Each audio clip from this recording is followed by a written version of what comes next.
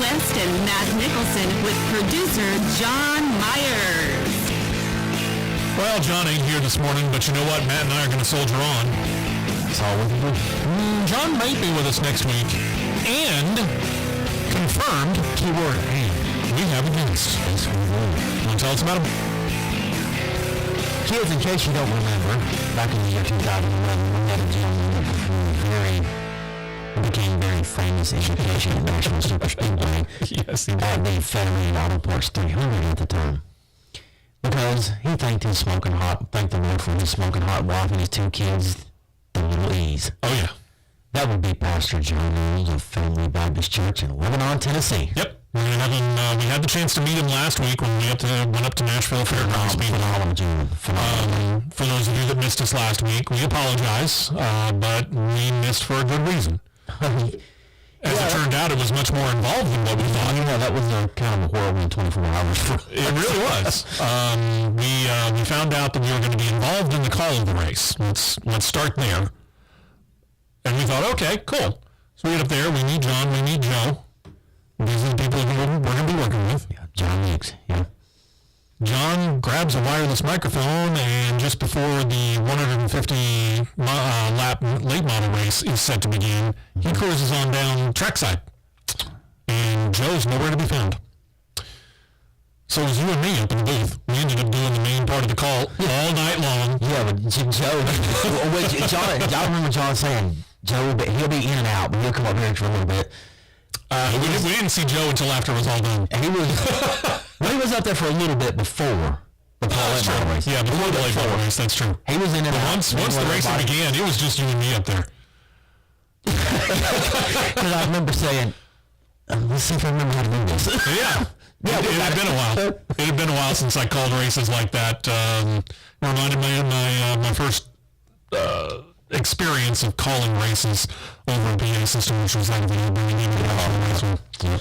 So it was a lot of fun. We had a great time, but to get up there in time, unfortunately, we had to miss last week. So guess what, boys and girls?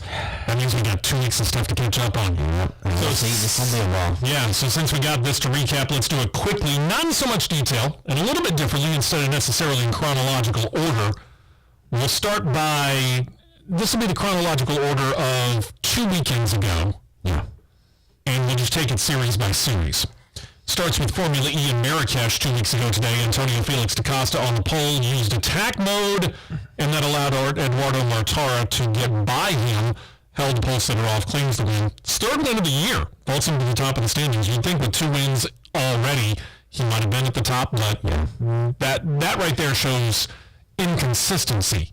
Very. So, but either way, he's back in the lead by 11 points over Jean-Eric Verne, and then Stoffel Van Dorn 14 back. Mitch Evans 15 points out. Those are the most realistic title contenders of the 22 drivers in the series this season.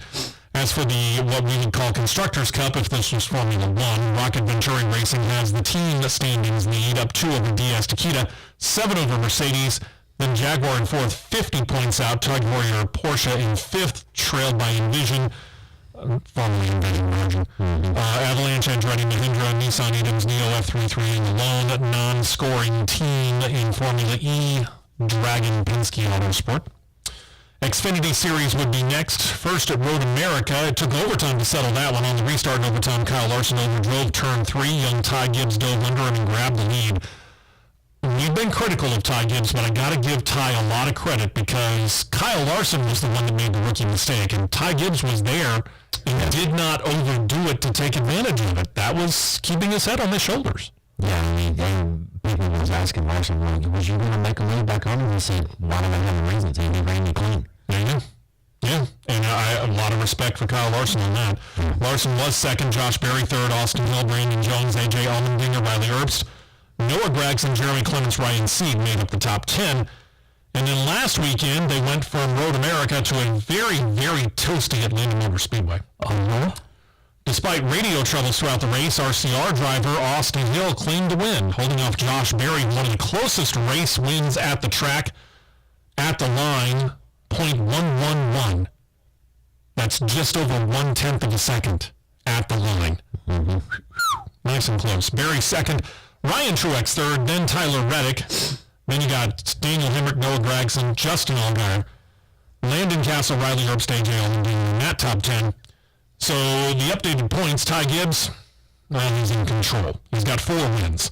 2 wins for AJ Allmendinger, Justin Allgaier, Josh Berry, Noah Gragson, and Austin Hill. Single-time winners, Brandon Jones. And then you got the drivers who were in on points. They include Sam Mayer, Riley Herbst, Daniel Hemrick, Ryan Sieg, Landon Castle. Castle, I got to admit, we wondered if this was going to be his year. This was arguably the best equipment this year that Landon Castle's ever been in, joining Cowlick Racing. Mm-hmm. And while he hasn't won, 80 points above the cutoff line for that final playoff spot, that's a nice place for him to be sitting in. Yeah, it's going to... It will probably take a proverbial disaster for him to not make the playoffs. Or somebody vastly unexpected claiming a win. That too. I mean, that's really about the only 2 ways to do it. 2 weeks ago tonight, SRX Series was in New England. They were in their 3rd race of the year at Stafford Speedway in Connecticut. Ryan Newman started back in the field after the 2 heat races, but just worked his way methodically up through the field with 6 laps to go. Got around Marco Andretti, got the win. Andretti second, Paul Tracy third, then Tony Stewart, Bobby Labonte, Haley Deegan filling in for Elio Castroneves. Ryan Hunter-Ray, local driver Matt Hirschman in there, Justin Marks, Greg Biffle, Bill Elliott, and Michael Waltrip, who just... I don't know what it is about Michael Waltrip, but it seems like we're talking about him at the back of the field almost every week. Yeah, he's definitely not where he was last year. No, not at all. Last Saturday night, had a race that Matt and I were at, Nashville Fairgrounds Speedway. This was a fun race, actually, to call, too. It was. But after the heats, and it would sound boring, because Bobby Labonte was the pole sitter. He had that car hooked up. He led all the laps in the feature. He gets the win. But if you only looked at it from that angle, yeah, it would sound boring. Well, he led all 75 laps. What the heck is the big deal there? Oh, you missed a lot of racing in the bag. You missed a lot of racing in the field. And it was a lot of fun. Marco Andretti, second place. Matt Kenseth, he had the faster car over the last about 10-15 laps of that race. Then Marco Andretti, he just was too far back by the time he got to 3rd place to be able to make anything of it. With that said, going into turn 3 on that final lap, ooh, did Matt Kenseth drive it hard. Just for reference there, kids, he was fastest car on the racetrack in the last 10 laps by nearly 3 tenths. Yeah. He didn't change anything. That far back to where he had to dive it real hard. He kept it under control, I'll give him that, but he dove as hard as he possibly could trying to get that second spot. It was just, it wasn't enough. Yep, but just as a refresher, kids, the duties I normally perform in the tower, it's just one mic going as they roll on the spotter. Spotting's a little tougher on short track than it is a super speedway. Yes, it is. It's a little tougher. Yep. Yeah, because you're constantly paying attention. Scanning. Yep, you're constantly having to pay attention to everything. Paul Tracy ended up 4th. A couple of nice top 5s for Paul Tracy, who's been a hard luck driver himself. I will say this about that race Saturday night at that short track. Mm-hmm. Open wheel guys opened my eyes up. I would agree. The open wheel guys performed. I mean, this is a heritage stock car track. Yeah. And the open wheel guys really did a nice job. Elio Castroneves in there in 5th. Then you got Ryan Newman. Then you got Joseph Newgarden. Then Michael Waltrip, Greg Biffle, Ryan Hunter-Ray. Tony Stewart, bad day overall. Cole Williams, local track champion. He finished 11th. Tony Kanaan 12th. Bad night for him as well. Bobby Labonte is your new points leader in the SRX Series. He's up 3 over Marco Andretti. Ryan Newman, is 5 back. Tony Stewart, 31 behind. By the way, saw a picture of the championship ring online for the SRX Series. Yeah, I saw it too. That's a fairly sizable ring right there. Pretty sizable indeed. So, very nicely done. Yeah, and if we touch on a little bit more SRX in a little bit, which I will not really, okay. Yeah. I got a little bit of a soapbox moment about this fairgrounds deal. It's been going on for years. Okay, look forward to it. After Tony Stewart at 31 back, Greg Biffle's 37 back, Paul Tracy 52 down, 64 back, Ryan Hunter-Ray, Tony Kanaan trailing by 69, Michael Waltrip 80 out. The rest are running part-time schedules, so they're really not contenders. And with tonight and next week really being the last 2 races, I get it. You get points in the heat races as well. But if you're outside, I would say certainly if you're behind Greg Biffle at 37 out, with all due respect to Paul Tracy at 52 back, I don't think you got a chance. Nope. So there you are. Formula One ran 2 races over the last 2 weeks. It began with the British Grand Prix. Carlos Sainz came in early to get new tires and check the car for damage from an early crash that we're going to talk about more when we get into F1 news. It dropped him back to 16th, but a late race caution prompted his team to call him in to put soft tires on the car. They did so at the Mercedes for Lewis Hamilton as well. Carlos Sainz ends up putting his Ferrari into victory lane. That's how much he was working his way methodically back up through the field throughout the course of the race, and the soft tires seemed to be able to do it. Sergio Perez in his Red Bull was second, then Lewis Hamilton.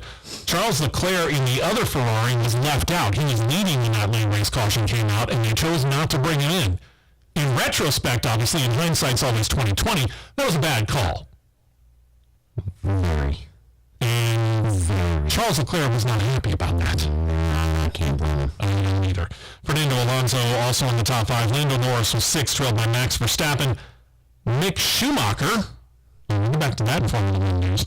Sebastian Vettel and Kevin Magnussen make up the top 10. If you know who Mick Schumacher and Kevin Magnussen drive for, that is the reason why we're emphasizing them. We move on to Austria last weekend. Charles Leclerc upset over missing the podium in Britain, was on a mission and claims the win despite having throttle problems throughout the last third of the race. He just couldn't seem to get that throttle to back off when he wanted it to, but he was able to kind of control the car despite that situation, so you got to give him credit there. He holds off the defending champion Max Verstappen. Lewis Hamilton claims another podium finish, 2 in a row. George Russell in there, then Esteban Ocon. There's that name Mick Schumacher again with Lando Norris. Then there's Kevin Magnussen. Daniel Ricciardo, Fernando Alonso fill out the top 10. Latest standings, Max Verstappen's out front, 208, but Charles Leclerc is back up into second with 170 over Sergio Perez, holding 151. 133 for Carlos Sainz, George Russell 128, Lewis Hamilton 109. Then you go from Hamilton down to Lando Norris, who's holding 64. So I'd say that battle's pretty much done. Lewis Hamilton has separated himself out. Esteban Ocon 52, Valtteri Bottas 46, Fernando Alonso with 29. Your updated Constructors' Cup standings show Red Bull still out front, 359 points to 303 for Ferrari. Mercedes at 237. And then you got to go all the way down to 81 to find a tie between McLaren and Alpine. 51 for Alfa Romeo, and there's Haas F1. Over those 2 weeks, they jumped over not one, but 2 teams. Well, I take that back. They jumped over one team. They jumped over AlphaTauri, now 34 to 27. Aston Martin struggling along with 18. Williams in the cellar holding 3. But if I remember right, before 2 weeks ago, Haas F1 was actually behind Aston Martin. So they did make 2 jumps as well. They jumped in, yeah. Haas F1 maybe, at least at this point in time in the season, found something. But we were thinking that at the beginning of the year, too, when Kevin Magnussen came out and did, 3 or 4 straight races scoring points, and then all of a sudden, poof, we don't know what happened to him. Seems like Gunther was woken the team up. Apparently. Indycar, Mid-Ohio Sports Car Course up next. After claiming the win in the season opener, Scott McLaughlin been pretty inconsistent, but at Mid-Ohio, McLaughlin found his speed once again and was able to keep it up enough to hold off the defending series champion Alex Palou. Well, we'll get back to him in a bit. Gets his second win of the year for Scott McLaughlin. Then you got Will Power third, Renus VK, Scott Dixon, Marcus Ericsson, Joseph Newgarden, and Elio Castroneves. That's why he wasn't in the SRX race a couple of weeks ago. Rookie David Malukas and Simon Pagenaud in the top 10. Marcus Ericsson, on the strength of the Indy 500 win and doing quite well in Detroit the weekend after, continues to hold the points lead. Up 20 on Will Power, 34 over Joseph Newgarden, Alex Palou 35 down. Paddle Award 65 back, 67 down to Scott Dixon. Scott McLaughlin jumps back into the top 10 with the win, he's 69 back. Alexander Rossi 92 out, 104 down is Simon Pagenaud in 10th. Colton Herta 109 points out of first. Mm-hmm. And then it brings us to the Cup Series at Road America. You think about the season so far, it's been quite a year, and I get it, we've had the Gen 7 stock car, the brand new stock car. Yep. Get this, 4 drivers this year have claimed their first Cup Series wins this year. Oh, I'm sorry, let's make that 5, because Tyler Redick outdrove Chase Elliott, getting beside him in turn 5 and battling side by side through turn 8 before finishing off that pass through what they call the carousel at the track. A late yellow saw his crew get him out first and was able to go on to claim his first Cup Series win. So now 5 first-time winners in the Cup Series this year. Mm-hmm. And the year 8 being yet. Mm-hmm. Chase Elliott was second, Kyle Larson third, Ross Chastain fourth. Then Daniel Suarez, Chris Buescher, Austin Cindric, Michael McDowell, A.J. Allmendinger, Kevin Harvick make up the top 10. With that, 13 slots got locked up, and then we went to a Motor Speedway. Georgia-born Chase Elliott was finally trying to claim a win at his home track. He did, finally, leading 97 of 260 laps and being out front. When on the white flag lap, the yellow came out, so he does get the win. Ross Chastain was second, Austin Cindric third, Eric Jones, Ryan Blaney, Daniel Suarez, Justin Haley, Eric Almirola, Cole Custer, a rare top 10 for him this year, and Harrison Burton making up the top 10. Here's your updated standings. Chase Elliott's on top with 3 wins now. 2 wins each for Ross Chastain, Joey Logano, William Byron, and Denny Hamlin. And all your single-time winners, here's your shopping list. Kyle Larson, Kyle Busch, Alex Bowman, Austin Cindric, Tyler Reddick, Daniel Suarez, Kurt Busch, and Chase Briscoe, leaving only 3 in on points. They are Ryan Blaney, Martin Truex Jr., and Christopher Bell. Bell has a 19-point lead over Kevin Harvick for the final playoff spot, and Eric Almirola, he's 42 points out of 16th. Arguably, if you're dealing with points and points alone, the 2 most realistic drivers who have any kind of a chance to break in. Mm-hmm. For Kevin Harvick, it seems like they've been zeroing in on something over at SHR, but they just haven't been able to claim that win. And Daytona's leaning really, really close on the schedule. It's almost like they're here. The peak is here, and then they slide back a little bit. Yep. That's what it's almost like. But it was really, really close to having winner number 14 Sunday. I would agree with that. Very close. Yeah, we got real close to seeing, and wouldn't this have been made for Spire Motorsports, we would have been hearing that party all week long out of the Spire Motorsports headquarters and Corey LaJoie been able to claim the win. Because I'll just be honest with you, because I didn't get home until 4:30 a.m. Sunday morning. I slept a few hours, got up, went before normal duties on church that we went to, and then came right back home, went right back to sleep. And when I woke up with 3 to go, literally, I didn't watch any of the race. I woke up with 3 to go, and I'm going, wait a minute, am I dreaming? I'm going, Spire out front. That was my reaction. But you and I have said this. We said this from the moment his hire was announced. Yeah. Corey LaJoie was a fantastic hire. Oh, yeah. Very, very underrated as a driver, and it was almost a coup for Spire to be able to pick him up. Yeah, for sure. And that showed last weekend. We'll get to the schedule for this week coming up in here in just a moment because, qualifying's already underway for one of the races that is going to be going on this weekend. It is. And we'll start with Formula One news because arguably the biggest news of the last couple of weeks is the fact that we might have lost a driver. We haven't talked about this in a long time up at the top series level that we talk about here on CRN on a regular basis. We haven't lost a driver in several years. It could have been real bad a couple of weeks ago. We'll talk about it when we come back. We're just underway right here on CRN.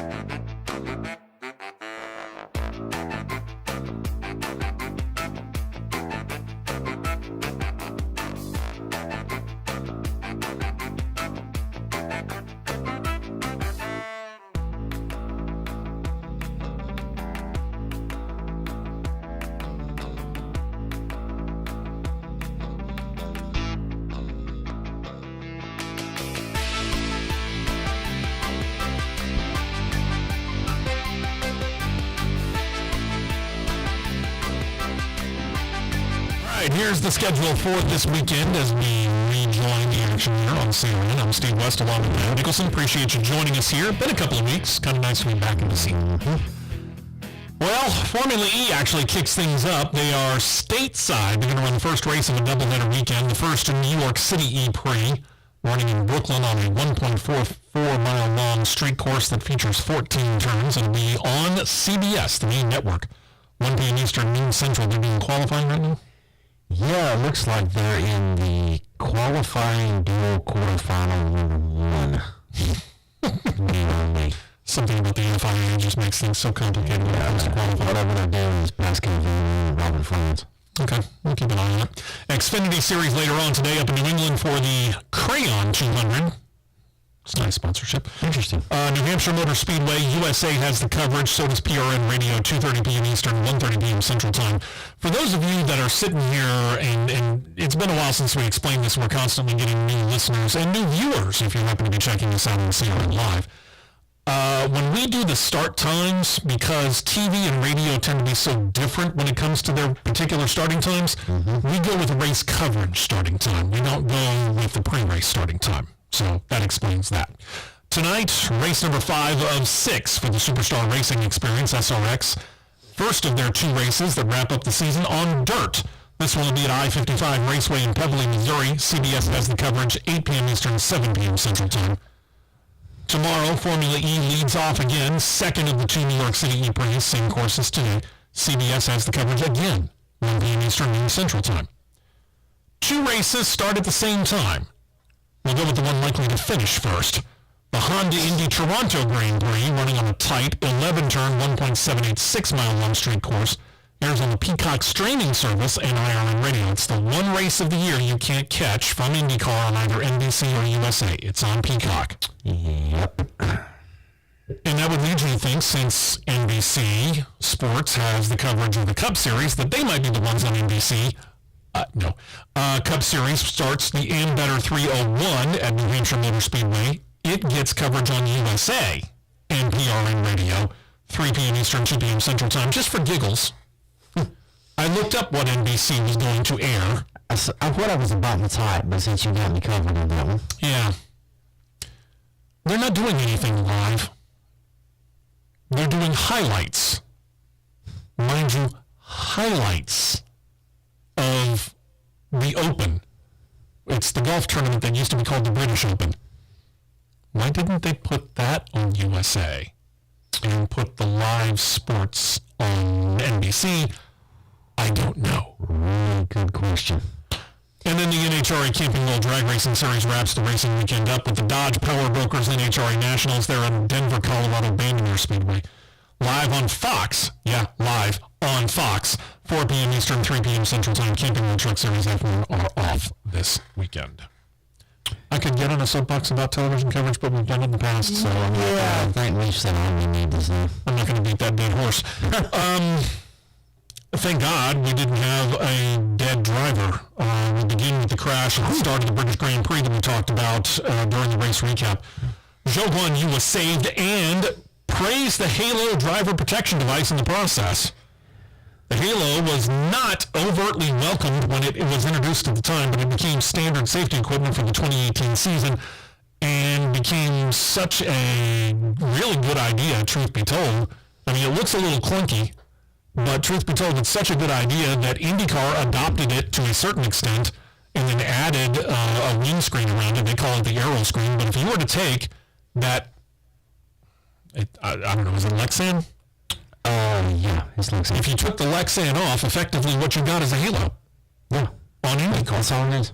So, they just decided to put a windshield on it. That's all they did in IndyCar pretty much. But either way, this is really what saved Zhou Guanyu. Oh, no doubt. And truth be told, probably is more than responsible for keeping him uninjured. If you saw this wreck, to think he was uninjured, you probably would go, really? Wow. Yeah, especially after this one of the most critical pieces of the car completely fell. Exactly. And that's where the FIA is coming in. They're going to perform a full investigation into the crash with the car as the centerpiece of the evidence so that they can even improve safety that much more. The two areas the FIA has said that they're going to check out. Number one, this is a track problem. There is a gap.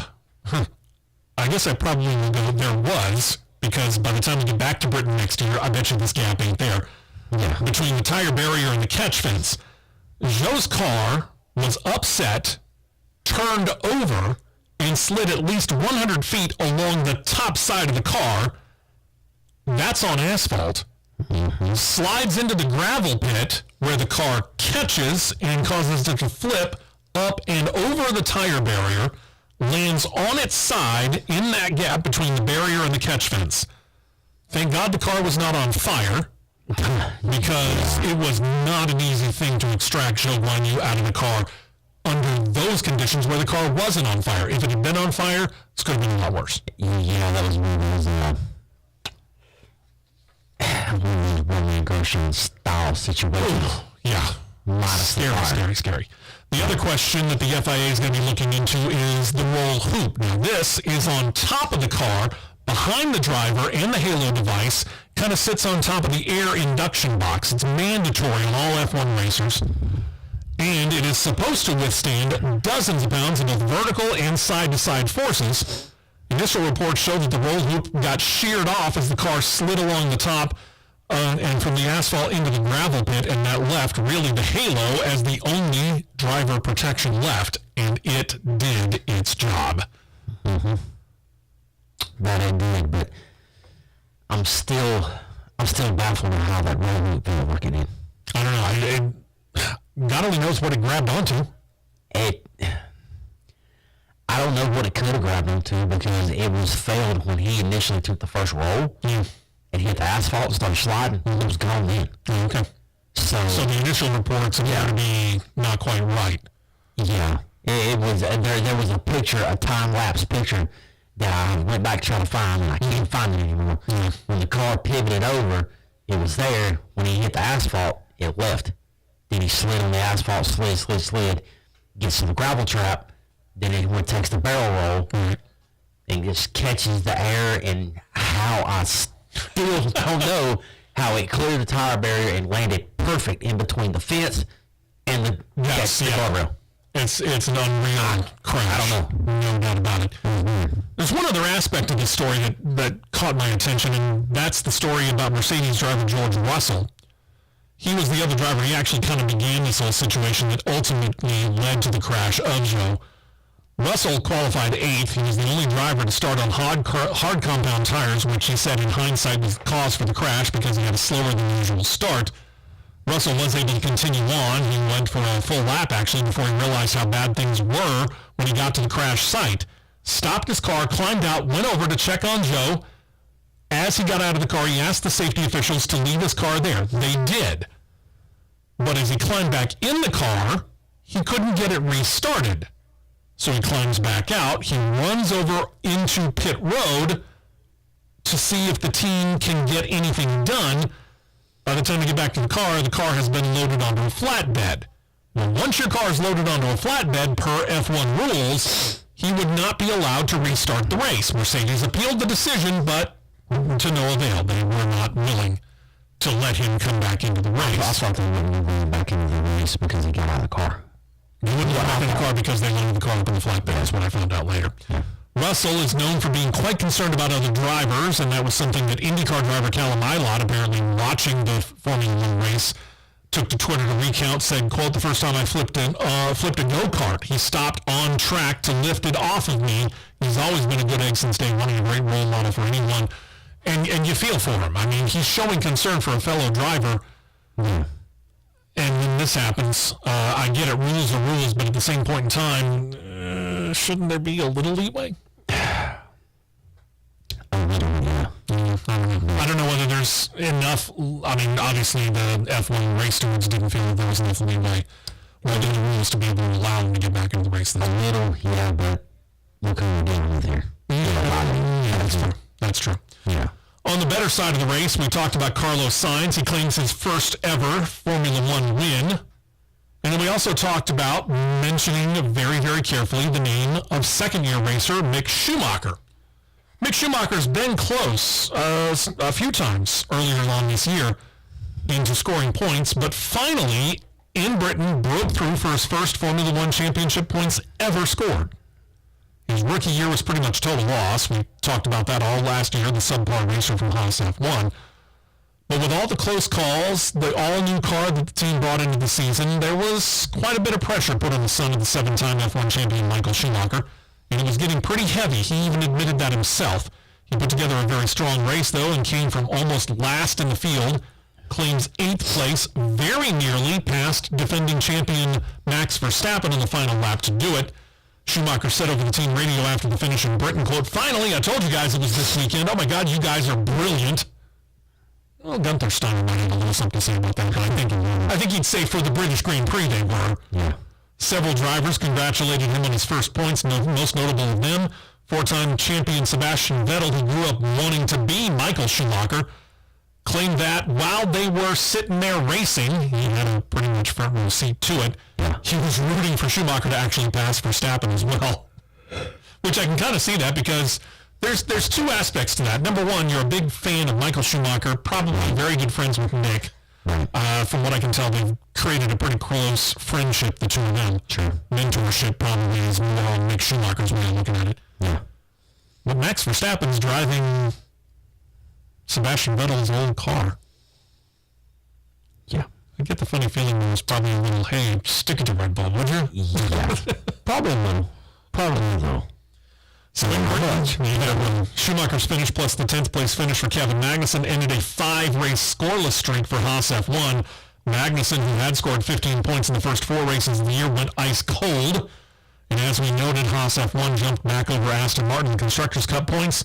And then you may have noted in the recap, they pulled another double points day in Austria and moved up another spot, jumping over AlphaTauri in the standings as well, to the point where the fans voted Mick Schumacher the driver of the day. Usually that's reserved for a driver who starts way at the back and finishes on the podium or the winner of the race. But in this case, they gave it to Mick Schumacher. Mm-hmm. They're showing something. Yep. Now, here's the question when it comes to Haas F1. They're showing performance. Can they show consistency? Because two races is two races. Okay, great. You did it back-to-back. How long can you keep it up? Because that's going to be the key for what Haas F1 does the rest of this season going into 2023. I'm going to say if they string together 4, they're developing consistency. Okay. If they string 6, they found consistency. And then at that point in time, everybody else is on that notice that Gunther Steiner wanted everyone to be on at the beginning of the year.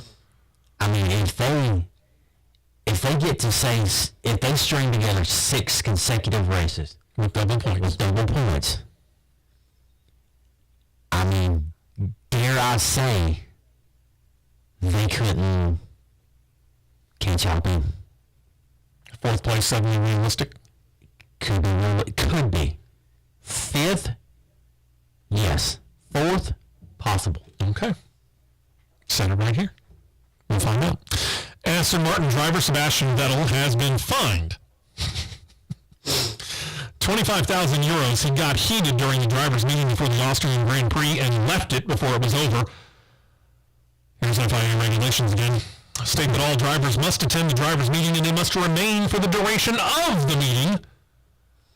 FIA officials said that they talked to him late Saturday about the breach, noted it had to incur a penalty, but also, here's the thing, this is really more of a warning than anything else, because they didn't make him stroke a check right then and there. Mm-hmm. They said, yes, it's a penalty. We'll suspend the fine for the remainder of the year, and if you keep your record clean the remainder of the season, at the end of the year, we'll rescind the 25,000 euro fine. Yep. So basically it was, don't do it again, or pay us $25,000. I can respect that. I can too. Instead of being that hard-nosed, understand he was, we don't know what it was. All we know is that he got really, really heated in the driver's meeting and he stormed out. Yeah. So they probably understood, hey, listen, emotions took the better of you. We get it. Don't let it happen again. Right. Even if the emotions start to ramp up, you got to stay through the end of the meeting. Yeah, you keep them in check. 25,000 or more. Yeah. Just, we want you to keep your money. Keep your nose clean through the rest of the year. Over at McLaren, things are changing pretty quickly. This is a twofold thing.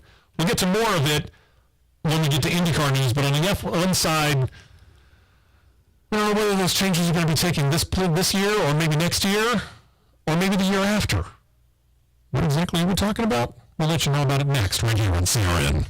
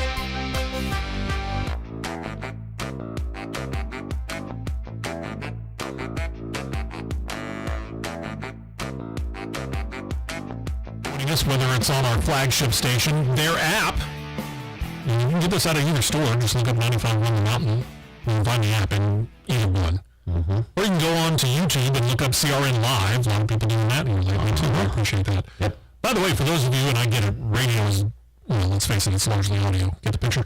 But on YouTube, we have cameras up that you can see us, and if you are a sharp-eyed viewer, you probably notice that I have a nice little bandage right here. This is what you do when you get into a hurry and you're shaving. And you nick yourself. And all that your wife decided to get the last time she got Band-Aids were the Minion Band-Aids. In classic film fashion. Yes. You know, my wife, she's a big Minions fan. She saw them hand down. I can hear Carrie. Well, honey, you got the Minions here. Uh-huh. Yeah, okay. Pow. Yep. Whatever. It's a Band-Aid. It works. Let's see. We talked about it. We teased it just before the break. McLaren is doing a lot. between now and next year. Or maybe now in 2024. I'm not really sure. Among the things that they're doing, they're joining FormulaE. Mm-hmm. They're talking about expanding out their Indycar team. Mm-hmm. We'll talk a little bit more about that in Indycar news. But on the Formula One side, changes might not be happening so fast. And at least in the case of Daniel Ricciardo, he put a post up on Instagram recently reaffirming his commitment to the organization and his contract, which runs through 2023. In his post, Ricciardo said, quote, "There have been a lot of rumors about my future in Formula One, and I want you to hear it from me. I am committed to McLaren until the end of next year. I'm not walking away from the sport. I appreciate that it hasn't always been easy, but who wants easy? I'm working my butt off with the team to make improvements and get the car right back to the front where it belongs. I still want this more than ever. See you at Le Castellet," which is basically the French Grand Prix. That's next weekend. Where is all this coming from? Well, the rumors actually have been somewhat stoked by McLaren officials themselves, especially when CEO Zach Brown stated publicly not that long ago that they had legal ways of getting out of the Ricciardo deal, which led to speculation that they would be trying to, lure Sebastian Vettel, maybe Pierre Gasly, maybe two-time defending Formula 2 champion Oscar Piastri, or let's maybe wait until Indycar news to get back to that other or. Yeah, considering one of them had something big to do this week. Oof. Yeah, this is going to be a drawn-out situation, I bet. Or there's going to be a lot of money changing hands. I don't know which one. Over to Aston Martin, they're about to get an infusion of cash. Aston Martin Lagonda Holdings is actually owned by several interests, the most shares of which are owned by a company called U Holdings, 18.3% specifically. That's a company that belongs to Lawrence Stroll. Shocker. The new second largest holder is now Saudi Arabia's Public Investment Fund, PIF for short. They own now 17%. Mercedes actually dropped theirs. That's right, Mercedes had it still has, a share of ownership in Aston Martin. It's down to 9.7%. This is a deal that gives the company almost $700 million US, some 650-ish million euros. And the company has a new CEO. Just recently Stroll headhunted him specifically and installed former Mercedes executive Tobias Moers in as the CEO. Well, he's already gone. And in his place is now an ex-Ferrari boss, Amedeo Felisa. Okay. PIF is the owner of Aramco. They are one of the major Aston Martin F1 sponsors. They own shares in several big-name brands that I guarantee you recognize, if don't use. Boeing, Disney, Facebook, BP, Marriott, Uber, Tesla, and Nintendo. And now are a major investor in the McLaren Group. They also have other sports interests.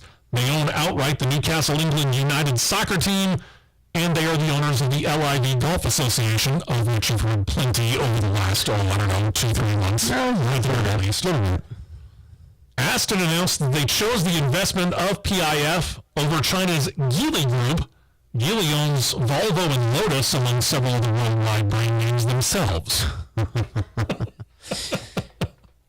Why they chose one over the other, we don't know. It could have been the money side of the situation, or it could have been they don't want to deal with the COVID situation that China. I don't know. I can end up saying that in the case Lawrence Stroll, as much money as he throws around like it's nothing.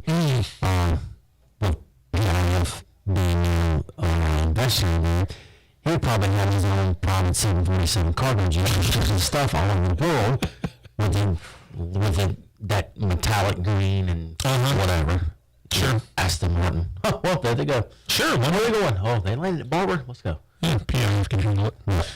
In other ownership news, we do know this. The VW Group is jumping into Formula One with two other brands with both feet. Porsche, which is marked really as an engine supplier and is still, not confirmed yet, being linked to Red Bull. Then there's Audi. Audi wants to actually become a works team. They want to buy a team. They have their eyes on Sauber, which we have called Alfa Romeo the past couple of years due to a sponsorship deal. And remember, this Sauber team had been approached by Michael Andretti. and talked to him for a little while, and then all of a sudden said, you know what, no. So I don't know whether they were waiting for this, what they felt was the inevitable Audi entry into F1, or whether they're going to spurn Audi as well. We'll have to wait and find that out. Alfa Romeo CEO Jean-Philippe Imparato, if I got that wrong, I apologize, knows that they have that interest, but said it doesn't affect him at this time. He told motorsport.com, quote, I must say I'm not totally blind, but it's easy for me, no problem. We will not change the business model of Alfa Romeo. If one day somebody takes a leap, whatever the leap, we will take the decision we have to make, but that's it, really. It's no stress. Audi says they want to be in charge of a team beginning with the 2026 season because that's when all the new regulations come into effect. Time will tell. Meanwhile, the F1 Commission met before the on-track action got underway in Austria. They decided to tweak the financial regulations a bit. Remember, got a salary cap this year, right? F1 boss Stefano Domenicali, along with FIA President Mohammed Ben Sulayem and F1 Motorsports boss Ross Brawn, got the 10 F1 team principals together. They all met and said that due to rising inflation rates affecting all kinds of costs all around the world, to the point where it, quote, creates a risk of non-compliance with the financial regulations if actions are not taken, unquote, they decided to rise on the cap. It goes up 3% over what it was at the beginning of the year. The FIA approved it, Formula One approved it, and 9 of the 10 teams approved it. The team that voted no was not released. Once it be somebody, well, once it be somebody like Williams or Aston Martin, somebody on the low end that's on the ball. Based upon what I heard, I would bet either Aston Martin or Alfa Romeo. Probably. They were the most vocal about not wanting to see it increase, saying, hey, basically, you knew what everything was. If you went up and you spent all the way up to the cap without realizing the fact that things could change in the economic environment, that's on you. Why should we be penalized if you screwed it up? Bingo. Those were the two teams that were the most vocal about it. Bingo. Meanwhile, Formula One officials are working with a company called Manhattan West. It's a respected production company, along with Round Room Studios. They want to do a traveling experience that they're going to call F1 Exhibition. Now, we don't know whether this is coming to the United States, so keep an eye on it if this is something you want to check out. What this will do is tell the story of the series using immersive and interactive exhibits that were collected from Formula One experts, historians, and journalists to bring historic artifacts, film archives, and even in some cases some legendary race cars to races all around the world so that you can experience that as you go to the events. Tickets will go on sale in the fall, and fans who want to know more, like where the F1 exhibition is going to travel to, you can go on to f1exhibition.com, and you can sign up for an email that will get you details, ticket sale dates, and the locations and such. It sounds like it'll be a lot of fun. Where you have to go, even if it comes to the United States. We don't even know that, okay? Yeah. That's why I'm saying, if you want to know, and you hope it comes to the U.S., sign up to get the email newsletter. Keep an eye on it for sure. And then there's former F1 race director Michael Massey. He was the one that oversaw the highly controversial 2021 season ender that effectively gifted Max Verstappen the 2021 title. He's no longer with the FIA. He quit. After the controversy blew up all last offseason, Massey was removed from the position of race director, replaced by 2 different people, and was still employed by the FIA, but really he was kind of up in limbo as to exactly what he was going to be doing. I guess he had a desk in a corner, or maybe in the basement. I don't know what, but basically, hey, you're employed, you're still getting a paycheck, but we don't need you to come in today. We don't have anything for you to do. Yeah. FIA officials stated they wanted to keep Massey in the fold in some capacity, but have not announced what that capacity would be, so he quits. He's going back to his native Australia, said to spend more time with his family. He said he has opportunities down there. What those are, we don't know. We wish him the best. Well, once you be the track general manager at like Melbourne or something. I mean, guess what? Strike back. Hey, boys. Over to Formula E, where McLaren, yep, we talked about them just a moment ago. We're talking about their big news here. This is phase 2 of 3 in this particular week's edition of How McLaren Turns. McLaren unveiled their official 2023 Formula E racer over the past couple of weeks, unveiled their official team name as well. It is now NEOM, or Neon McLaren. NEOM is reportedly a self-sustained region of northwest Saudi Arabia being built from the ground up right now. It's a planned community, in other words. The car will feature the McLaren papaya orange color along the back half of the car and along the top, black along the bottom and sides with the light blue stripes separating the two. The NEOM partnership extends from the McLaren, also from Formula E to the Extreme E all-electric off-road racing series that we don't cover in this show, and I don't plan to start. You're not missing much. No. Well, who's your sponsor of your car? Well, just a team. It's a planned community in Saudi Arabia. That's how rich they are.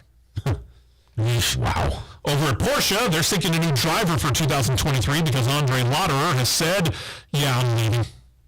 Well, I'm going to stay within the company, but I'm going to switch. I'm going from Formula E over to the sports car entry in the LMDH, or the new hybrid division of sports car. Lauderer does have experience with the sister organization Audi in the LMP1 sports car division and told reporters that he actually lobbied to get back into sports cars, called leaving Formula E difficult, and said I wouldn't mind it if maybe I could race a couple of races here or there. We've got pretty hard substitution rules when it comes to Formula E now that we are established in almost a decade in. I wouldn't count on too many one-off races there, Andre. Just to let you know. Oh, hey.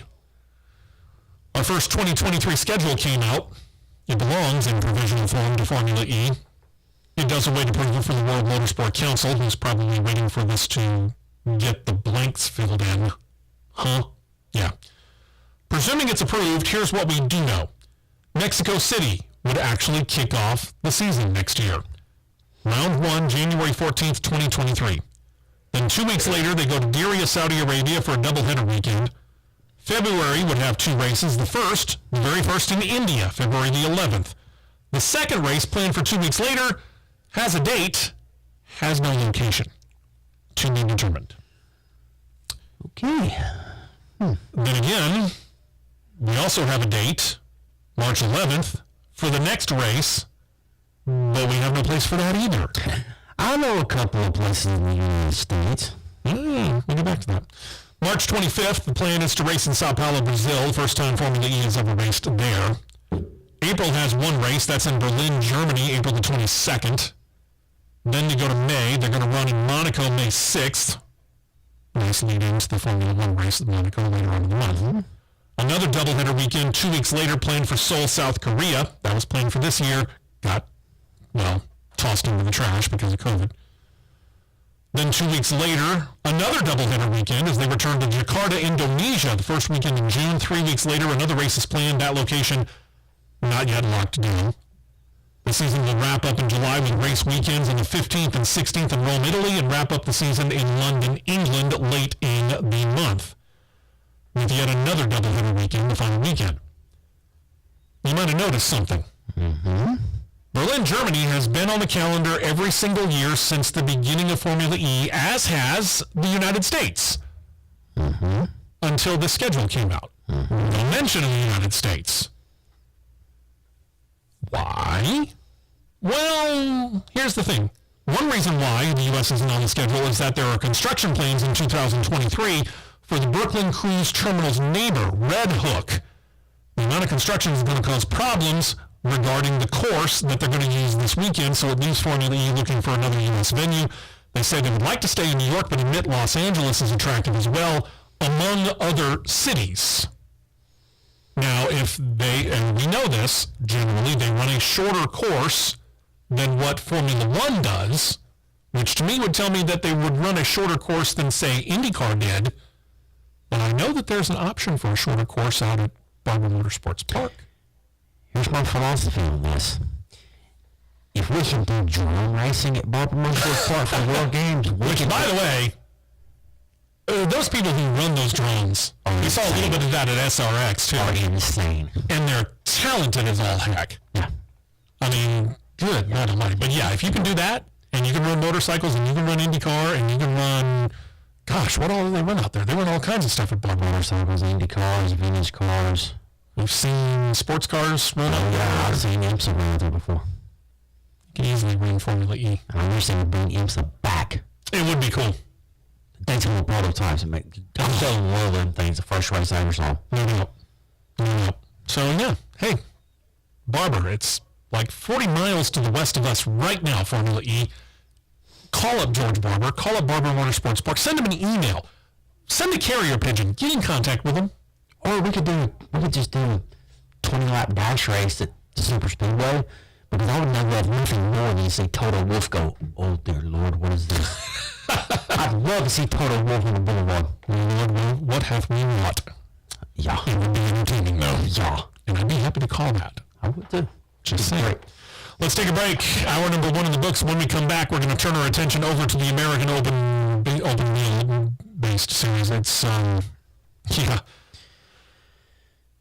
When we get into the McLaren stuff, get ready to be confused, because it's about to be to the point where you're not going to be able to tell the players without a scorecard. True. We'll be right back on CRN. Don't touch that.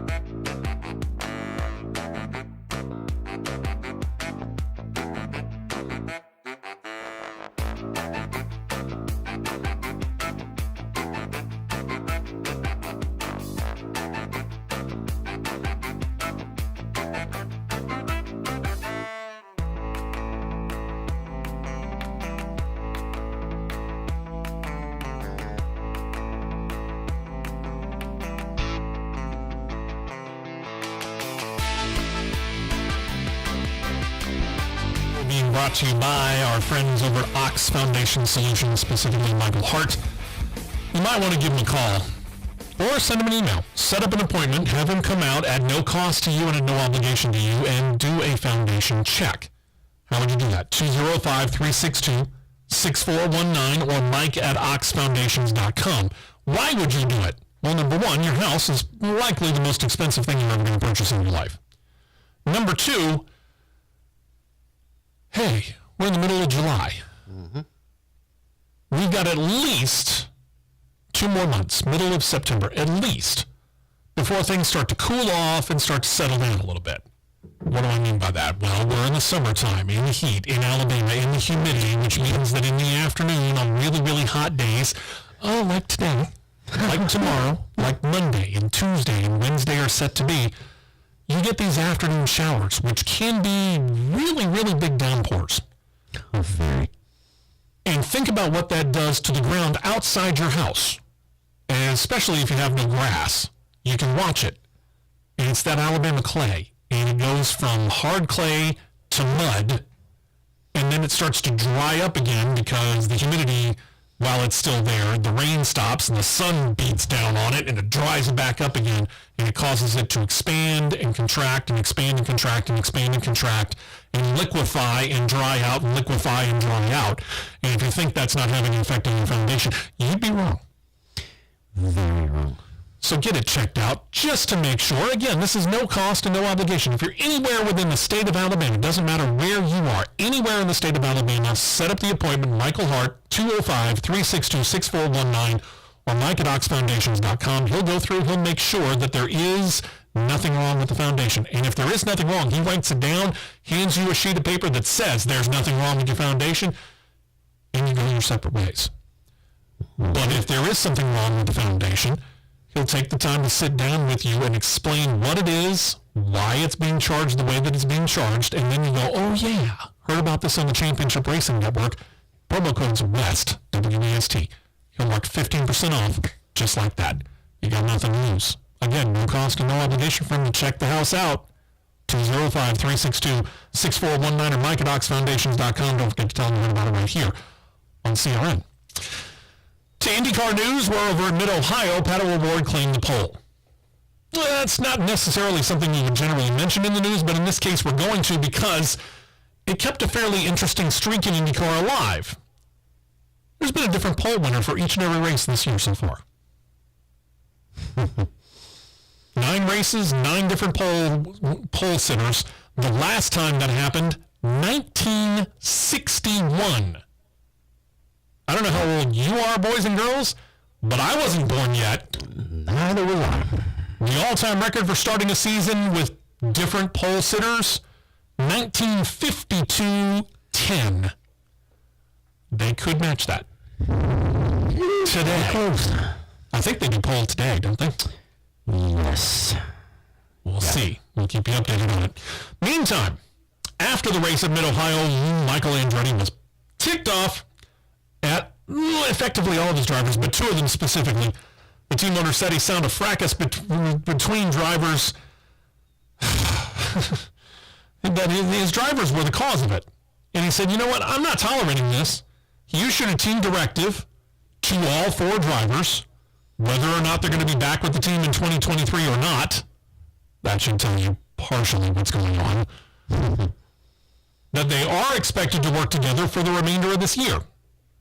During the race, the newest signee, Romain Grosjean, and the guy who's the lame duck at Andretti Autosport, Alexander Rossi, decided not only to battle for position, but to battle and beat and bang into each other in a situation that seemed to become personal between the two. Later in the race, Rossi also got into the rookie teammate Devlin DeFrancesco, while Grosjean got into the 4th Andretti car of Colton Herta, each of those prompting Indycar to actually penalize Rossi and Grosjean for initiating avoidable contact. We've heard that penalty in Formula 1. I have to admit, I kind of figured that there was at least a similar penalty in IndyCar, but I'd never heard it instituted or slapped down on someone before. Yep, I can check that one off the list too. And because of all that, Michael Andretti called the post-race meeting where basically he went up one side and down the other on everybody. Mm-hmm. Now, it is clear there's no love lost between Rossi and Grosjean. They've known each other going all the way back to 2015 when they were both racing in Formula One. Grosjean for Lotus. Rossi finished out the last 5 races of the year, if I remember correctly, with the old Manor Marussia racing. The pair raced each other very hard those 5 races and kind of created the feelings that, well, they haven't warmed up since. Grosjean called Rossi, quote, an absolute idiot, unquote, after the Miami race was over and before the meeting. While Grosjean was demeaning Rossi, Andretti was seen on camera having a very heated talk with Rossi's father before calling the 4 drivers in. Then he met with the media and said this, quote, our race results in Mid-Ohio did not go as planned. That's an understatement. Sunday's display was disappointing and unacceptable and not the way we operate on or off the track. Racing is a passionate sport. We have 4 highly competitive drivers. However, we are one team. And our drivers need to remember that we expect them to work together for the team. That's the way it will be going forward. Now, how long does he keep this team? Now, again, we know this. Rossi's gone. Yeah. Could Herta be gone? I don't know. He's checking some other stuff out. Witness this. He got himself a Formula One test this week in a 2021 spec McLaren racer, and it raced on Portimao, the site of the Portuguese Grand Prix the past 2 seasons, but Portimao's not on the schedule this year. This is, the FIA has what they call a testing previous cars regulations, which allows drivers to test non-current F1 cars. Herta is considered a leading American contender to make the jump over to Formula One. He's one of the couple of guys that most people think he could hold his own in Formula One. Joseph Newgarden is another one that most people think, but we haven't heard much recently about whether Newgarden has any interest in doing this. We do know Herta does. We know that Alex Palou does. We'll get back to that in a minute as well. After testing Monday and Tuesday, Herta running a total of 162 laps over 2 days, a total of 460 miles. McLaren team principal Andreas Seidel said that Herta's approach to fitness helped him get the most out of his time in his car. His times weren't revealed, but Seidel said that it's really coming down to between Herta and Palou, wait for it, to see who might get an official F1 practice session later on this year.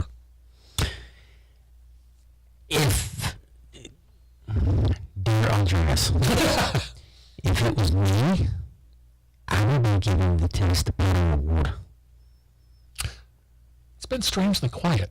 Although Palou, and Herta have all expressed interest in Formula One. The Paddle Award's been a little strangely quiet this year. He has. But now the question is whether he's quiet because he's not performing up to the level that he was hoping to. He's 5th in the standings right now. Or whether it's because he wants to concentrate on what he's doing right now and not worry about Formula One at this time. That is a really hard read. Very hard. But considering he got a test in Abu Dhabi last year, maybe he got his feet wet enough to where he's just concentrating on one thing versus the other. Maybe. But if it was me, I'm putting the award in the official test. Well, as for that other driver, then we said, wait for it, it's Alex Palou. It appears there will be a battle for his driving services in 2023 between Chip Ganassi Racing, who announced on Tuesday that they picked up, the Tuesday after their last race, let's put it that way, at Mid-Ohio Sports Car Course, announced they picked up their option on Palou for next year. Palou, in response, and I'm talking later that day, announced he had signed with Arrow McLaren Racing SP. Oh, yeah. Palou took to social media to state, quote, I have recently learned from media that this afternoon, without my approval, Chip Ganassi Racing issued a press release announcing I would be driving the CGR in 2023. Even more surprising was the CGR release, which included a quote, which did not come from me. I did not author or approve that quote. As I have recently informed CGR for personal reasons, I do not intend to continue with the team after 2022. Now, the quote that CGR used in their press release says this, quote, it's a great feeling to know I will keep working with Chip Ganassi Racing next season. The team welcomed me with open arms from day one, and I am excited to continue working with Chip and all the folks on the number 10 and everyone within the organization. The goal remains the same. We will continue to work relentlessly towards achieving them. I don't know whether that sounds like Palou or not, but It's hard to say. let's use this in comparison.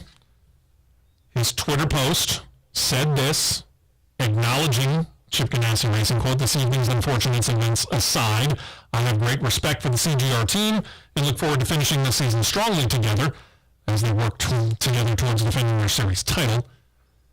McLaren has said that Palou probably would drive their Indycar entry for them next year and then be a test driver for the F1 team while in Indycar, which, if that happens, would mark officially the second major signing by McLaren this year following the signing of Alexander Rossi.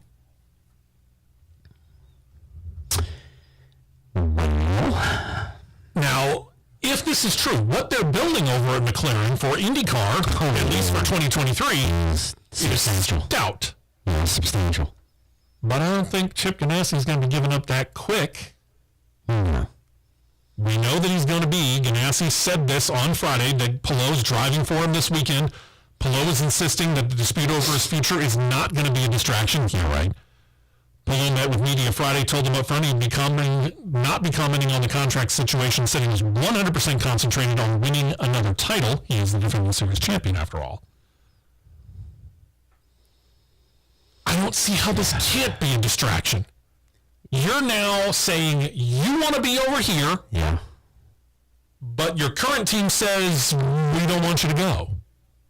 I mean, how can you separate this out? I'll put you in the driver's seat because you're the resident driver here.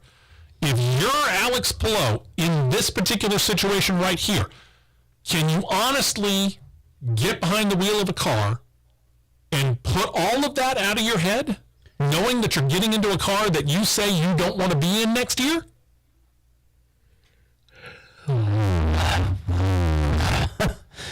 It's hard. It would be really hard. I mean, I get it. Racing is racing, and once you're going, you're not really thinking about it during the race itself. But doesn't it have an effect on you as you're strapping in? There's no doubt it does. And I'm kind of putting myself in Alexander Rossi's situation this year as well, because we know he is leaving. We know he is going to McLaren. He is leaving Ganassi, or I'm sorry, Andretti. We know that he's gone. Yeah. Somewhere in the back of my mind, if I'm Alexander Rossi, I'm wondering each and every week if I'm getting the literal best that I can get from the pit crew. Who knows? They're not dealing with me next year. True statement. But it's really hard to say from the situation where the team wants him, but the driver don't want to be there. Mm-hmm. Does that mean that the team is going to get the best? The driver's going to get the best from the team for the rest of the year, Yeah. or the team is going to get the best from the driver for the rest of the year? Yeah, I mean, those are the two situations where Rossi is wondering if he's going to get the best out of his team because he knows he's gone, Right. whereas Palou is wondering, what do I do? So the team, in this case, has to wonder if they're going to get the best out of the driver because now his loyalties seem to be split. Valid point, because for this to happen like it did in the fashion that it did, I want to see what McLaren threw at him for him to switch that quick. Oh, no, no doubt. I want to see what McLaren threw at him. Not the least of which, obviously, is what we just talked about, the fact that while he would be in IndyCar next year, he would be their official test driver, which means they've got eyes on him, moving him within the organization, if he proves himself good enough. True. And whenever they get an open seat, witness what we talked about with Daniel Ricciardo last hour, they might be willing to move him over. So And put him in an F1 car. So they're essentially going from 2-car team. To 3-car team. I thought they said Ron Rosenquist. 4-car. It may be 4-car. What we know right now is 3 confirmed. Yes. Until we figure out what's going to happen with Palou. Anyway, 3 for sure confirmed. 4 cars. So Rossi, Pato O'Ward, and Rosenquist confirmed. With a potential 4th, assuming that Rosenquist has indeed been re-signed, which we got to double check on that. But at the same time, though, you're taking that chance of leaving a solid seat. Oh yeah, we know how solid Ganassi is. to a seat. He won the title in the car last year. Yeah, to a seat that's, what's the word I'm looking for here? An unbalanced seat. Because you're jumping from, essentially you could be jumping from one car to the other. Yeah, but you're also jumping to a team that's expanding. I think in a rapid fashion. Yeah, which means they got to get the personnel, they got to get the infrastructure in there. Who are they going to hire as far as the personnel that's going to pit the car? How experienced are they? Are they inexperienced? You know, there's a lot of things that are juggling here. Extremely. As the driver, again, I ask you, how can this not affect you in some way, shape, or form? Even if it's just in the back of your head, isn't it constantly in the back of your head? Yes, it is.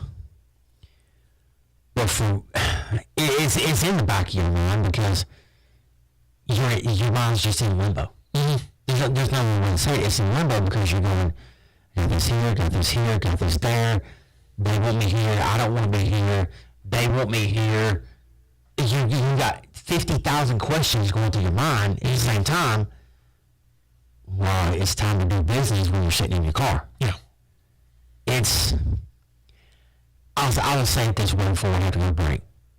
His performance for the remaining rest of the year will tell me where his mind's at. Really, his performance tomorrow will tell me where his mind's at. Oh, yeah. Today and tomorrow. Qualifying and the race tomorrow. That's going to tell a lot. That's going to speak to where his mind's at. When we come back, we're going to talk about Toronto. It's down from a 26-car regular field to a 25-car field. We'll tell you why. Plus, they also had to make some changes over there. And next year, there might be more. What are we talking about? Stick around. We'll let you know right after the break here on CRN. We will be right back with more on the Championship Racing Network. You already know Sylacauga Marine and ATV is the area's #1 choice for trackers, Sun Tracker, and Regency pontoons, Nitro bass boats, Tahoe runabout and sports boats, and Mako offshore saltwater sport and inshore fishing boats. But did you know about the all-new line of tracker off-road vehicles, Polaris side-by-sides, and a selection of used inventory too? Call Sylacauga Marine and ATV today at 256-245-8920 or visit online at sylacaugamarine.com.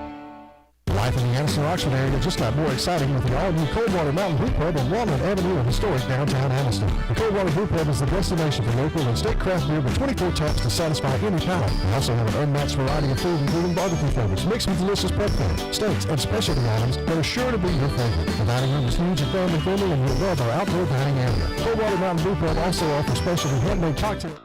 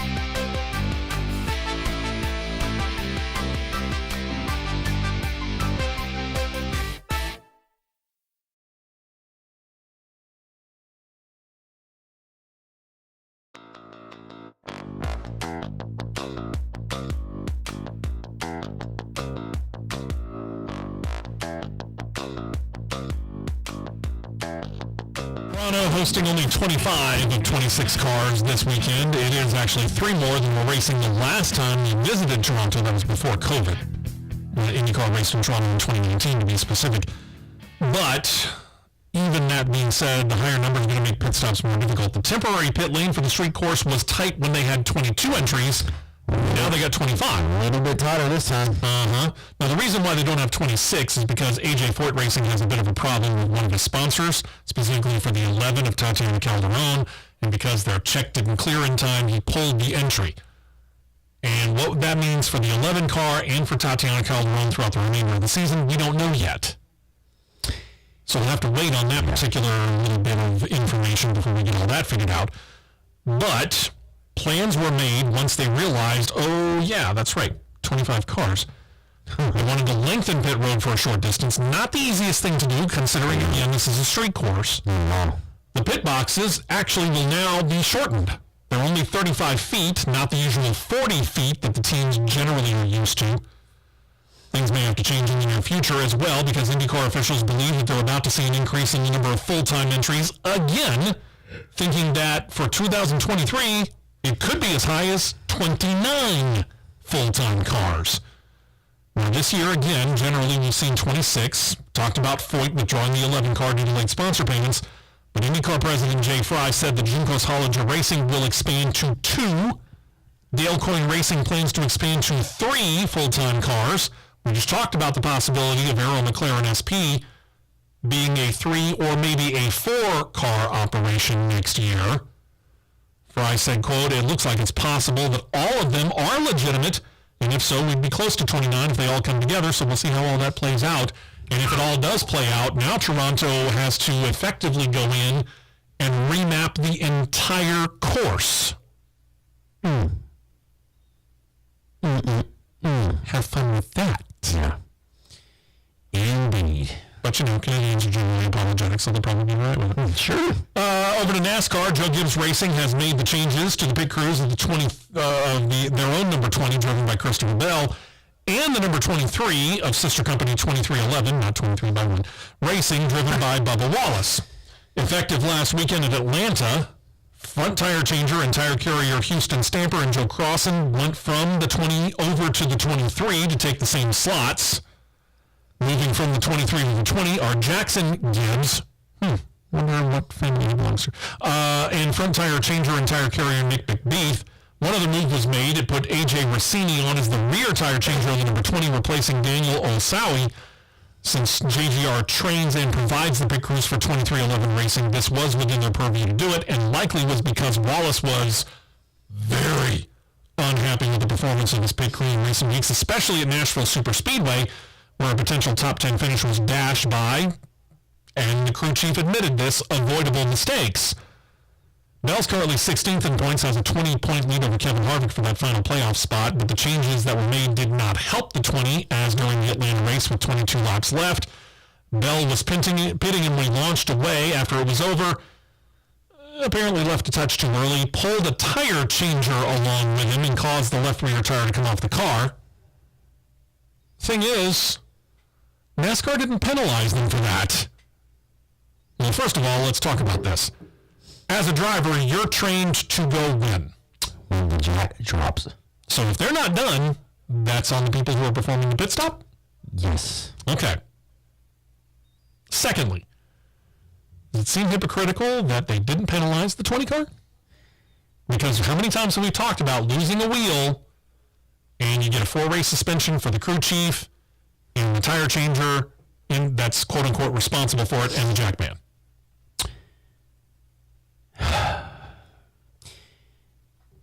One instance that I know of very vividly. Denny Hamlin at Dover. Lost one. Yep. On pit road. Similar fashion. He gets penalized. Actually, penalty gets extended.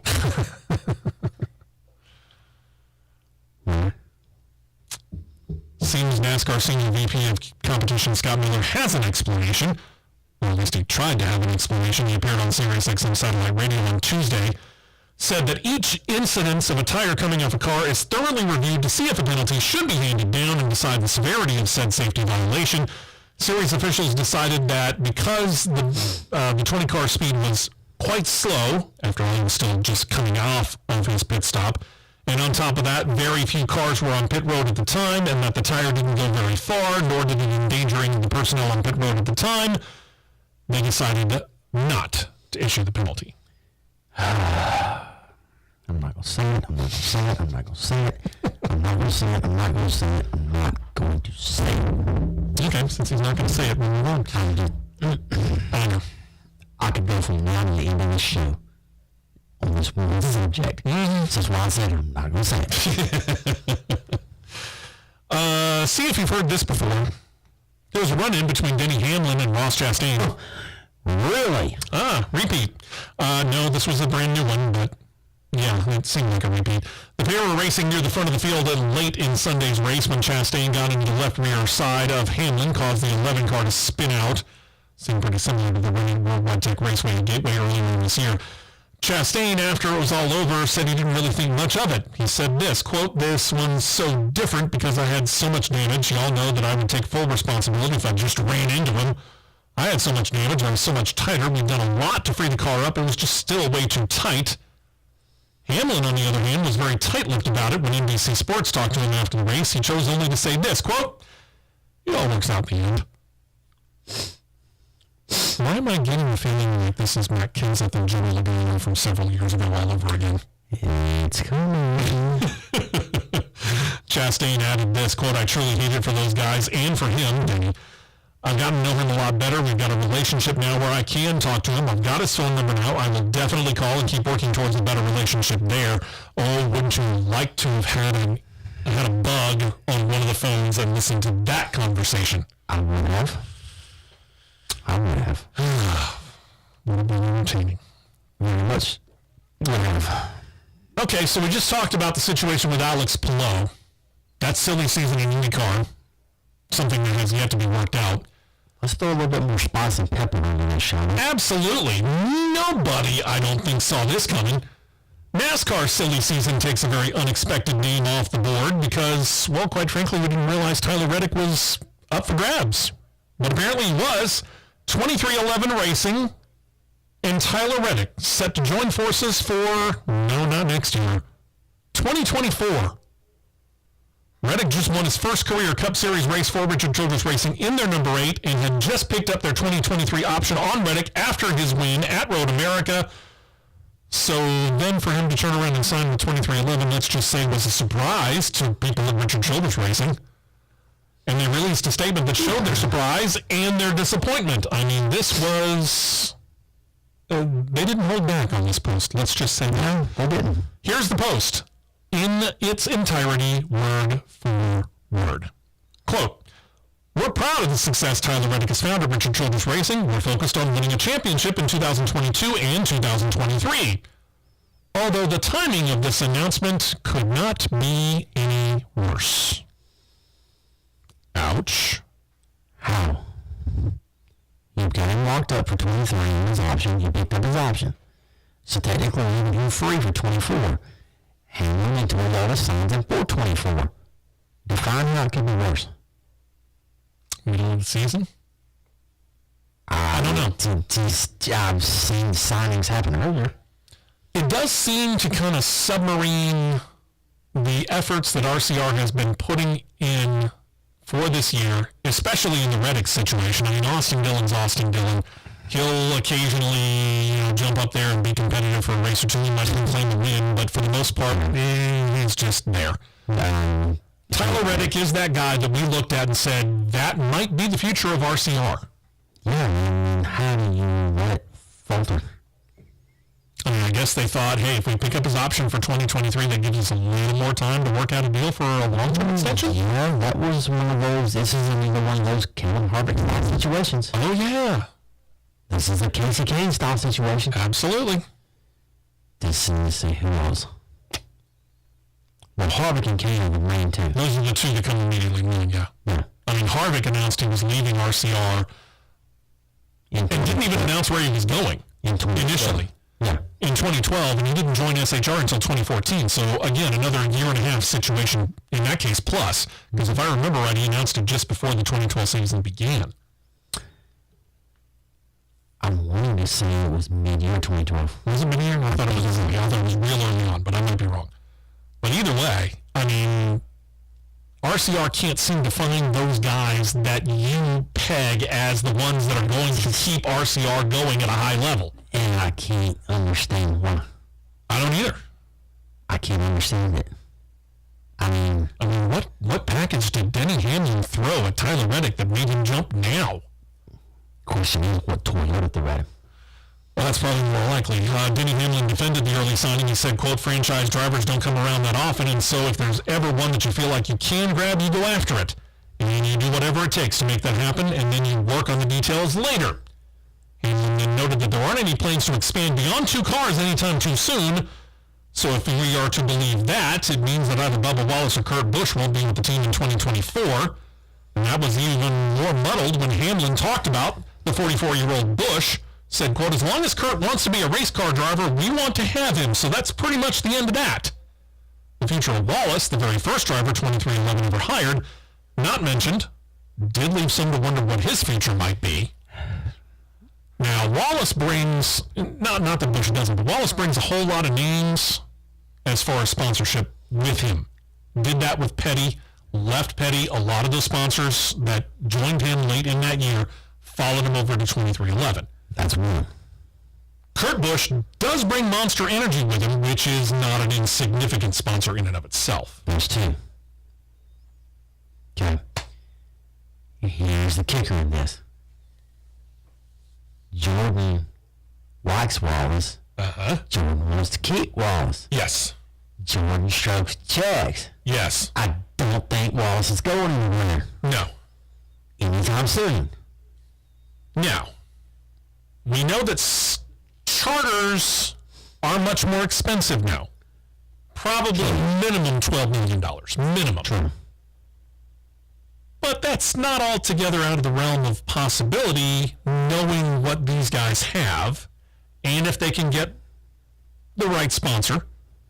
And I get the funny feeling not all those sponsors that are on the number 8 car this year signed on because they are RCR sponsors. I get the funny feeling they might be with Redick, at least 1 or 2. And if 1 or 2 of them follows him over to 2311, that helps to defray the cost for a third entry. Probably. I would honestly believe they would put a third entry out there if they had the opportunity. Oh, they could put a third entry out there right now. Oh, yeah. Easy. Yeah.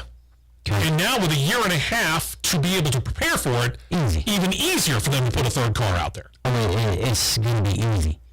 But ultimately, my opinion, 2023 is Kurt Busch's swan song. Probably. I can see 23 being Kurt Busch's swan song. Redick fills in the 45. And Denny Hamlin did say this. He said, Kurt Busch can be a racer as long as he wants to be a racer, but when he's done, this is the part that I didn't mention, when he's done, he's got a job at 2311. I saw that, yeah. I saw that. So they're going to take care of Kurt Busch. Either way. Yeah, because really, in a way, Kurt is catapulting the organization onto the radar even deeper than what's ever been. Because I get it, there are a lot of Bubba Wallace detractors out there, but Bubba Wallace is talented. The man is just massively inconsistent. Way too inconsistent. Kurt Busch can bring that consistency, and when you talk about a young driver who is trying to smooth things out, Bubba Wallace, and you got another young driver in a case of a Tyler Redick coming in, who again, kind of like Bubba, not the most consistent driver, but a lot of that has to do with his relative inexperience. You keep Kurt Busch in there kind of as the driver coach for both Wallace and Redick, that might just smooth out the whole organization. Yeah, I don't disagree with that. But if it's a situation where I'm going to stay in 2 cars, and I'm basing, okay, Kurt has not said that he wants to hang it up. Kurt still wants to drive. But then again, he's still got this over here. Who knows? Mm-hmm. If I'm doing it on nothing to do with money, nothing to do with anything like that. If I'm looking at it on straight performance and results, I'm changing the nameplate on the 23 car. No, I understand fully. I'm changing the nameplate on the 23. But again, we're not the ones that stroke the check. Neither one of us are named Michael Jordan. True. So we'll see. I'm wondering about this one, too. This one's leaving me scratching my head. Because we don't know whether there's going to be a 42 car next year. Penny GMS Racing, they're either going to go back to a single car operation or they're going to have to find another driver for that 42. Ty Dillon told media yesterday, he was not going to be back with the team in 2023. Told me, quote, "We have mutually agreed to go our separate ways. I'm looking forward to what's next in the future." In their statement, the team thanked Dillon, did not mention the future of said 42 car. I've seen digital reports. The top target for the 42 car is Noah Gragson. Would be again, there's a built-in sponsor tied in with the 42 car. Oh yeah, and Gragson. Oh yeah, like Ruffle Coffee. I do right in the well. Yeah, I agree with that. It's strange, though, that they didn't say, hey, we have plans to keep the 42. They did not mention the 42. They just said, yeah, we mutually agreed to part ways with Ty Dillon. I think Ty probably said, I'm going to drive Pop's car. Well, you're going to have to wait a year. Yeah, no joke. Let's take a break. When we come back, well, we do know that Cup Series drivers like to drive in other series other than Cup. And I'm not just talking about moonlighting in Xfinity or camping with a truck. Well, Kyle Larson's kind of following in the footsteps of one Tony Stewart. How? We'll tell you next, right here on CRN.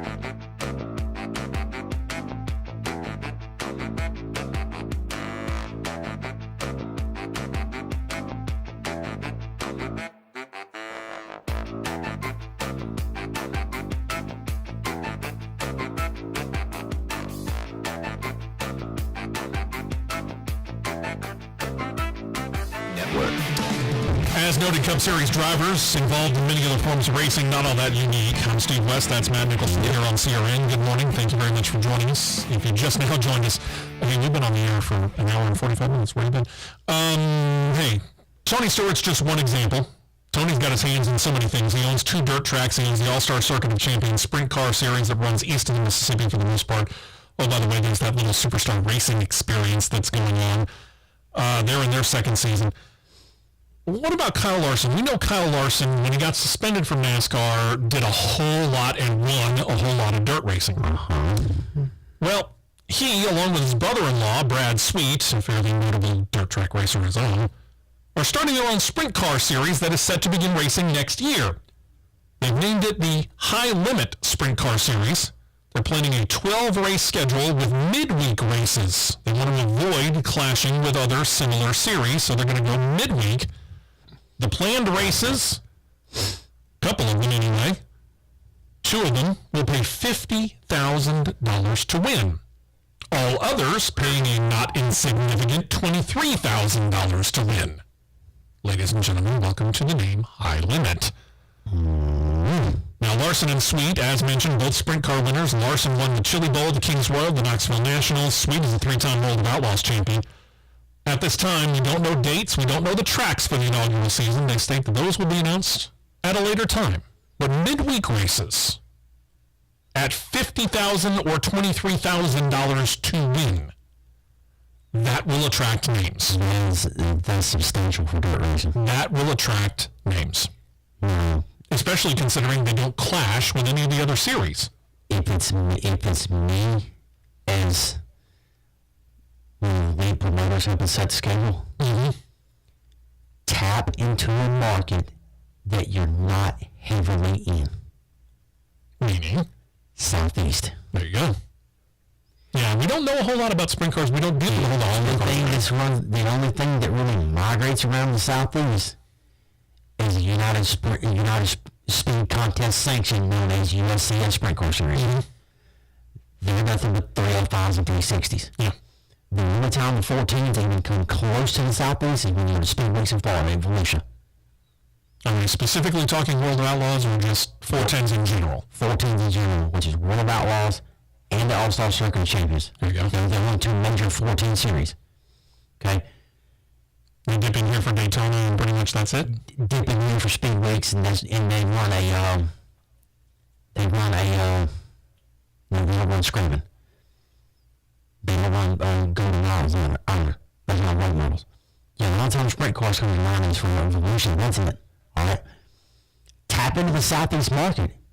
Bring the 410s around Southeast. I've seen it before. There's a little racetrack right off exit 173. Sure. Just right across the street from a really, really, really substantially large racetrack. And you know of, say, spring or fall dates that might work out perfectly. That is very capable of hosting a 410 Sprint Car Series race. I've seen it done twice. And we know for a fact that people start lining up the Sunday and the Monday before race weekend. So give them something to do on the Wednesday. Just throw it out there. A midweek race right there wouldn't hurt. That would be astronomical.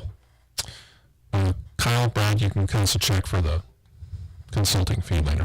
Chad Knaus, Hendrick Motorsports Vice President of Competition, updated media on the team's Garage 56 entry. Knaus leading a group of HMS employees to Le Mans this year, something Knaus termed as a quote-unquote scouting trip. Scouting trip. In order to, as he said, quote, talk to vendors, get an idea of the environment from the racer standpoint, and more. The project, if you've forgotten, is a cooperative effort between Hendrick Motorsports and NASCAR. And it only began in March. The name is a reference to the special spot reserved for an extra entry outside of the 55-car maximum, which is meant for a non-competitive experimental entry. Knaus told Associated Press the next step is now to work with Action Express Racing, which specializes in building sports cars, and they will work with Hendrick to build a test mule with hopes that it will begin testing this fall. He was asked about the driver lineup, and Knaus simply said that they aren't that far down the checklist, quote, we're a long way from naming drivers, unquote. Noted that the 2023 Cup Series schedule is set to play a major factor in whether or not any of the current Hendrick Motorsports drivers could even take part next year. The weekend for Le Mans is June 10th and 11th. Watch them set the off weekend next year, May 10th and 11th. Wouldn't surprise me one bit. Watch it happen. Now, you mentioned Noah Gragson a moment ago when you were off the air. We seem to think that he might have an inside line towards that 42. But Noah Gragson, well, let's just say he's ruffled some feathers in the Xfinity Series this year. And if you watched last Saturday's Xfinity Series race, you likely saw the big wreck between Gragson and Sage Karam that actually this was 2 weeks ago at Road America, which collected a number of other drivers. Early in the final stage, the pair were beaten and banging through early turns when on a straightaway, Gragson appeared to turn into Karam, spinning him out, causing a massive pileup involving close to 10 cars that totaled Karam's car. Karam told NBC Sports after getting checked out in the infield care center, quote, that was ridiculous. I've never been turned on a straight line like that in car racing ever in my life. He just flat out turned into the right out of pure frustration. I think he tried to take officiating into his own hands, and you can't be that heated while you're driving a race car. Unfortunately, he let his emotions get the best of him. Gragson, for his case, admitted that it was a race-long situation that had come to a head. Quote, I guess he forgot the 3 times that he would throw it off into a corner, door us, and run off on the racetrack. Eventually, you get sick and tired of it. I hate people's stuff gets torn up, but I mean, 3 times is a bit ridiculous just today, not including the past. I take responsibility. I hate it for his guys, but we're fighting to race for a championship and really over getting run over. When asked if it was done between him and Karen, Gragson said, quote, it's over for me. He starts it. I'm the one who finished.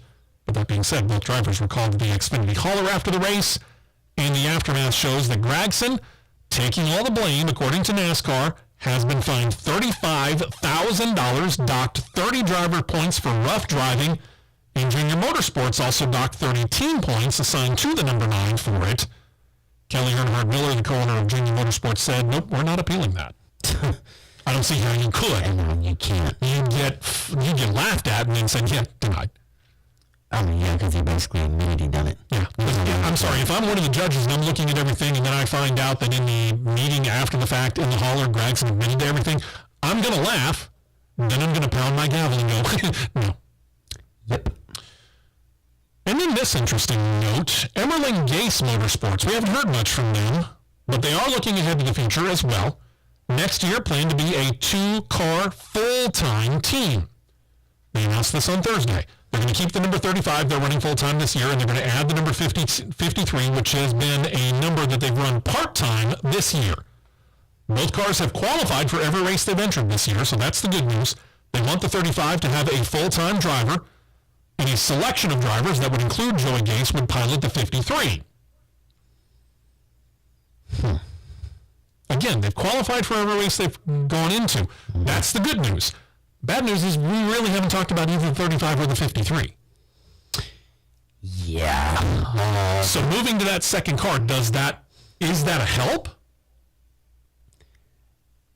It's tough to say because the 35's been so irrelevant this year.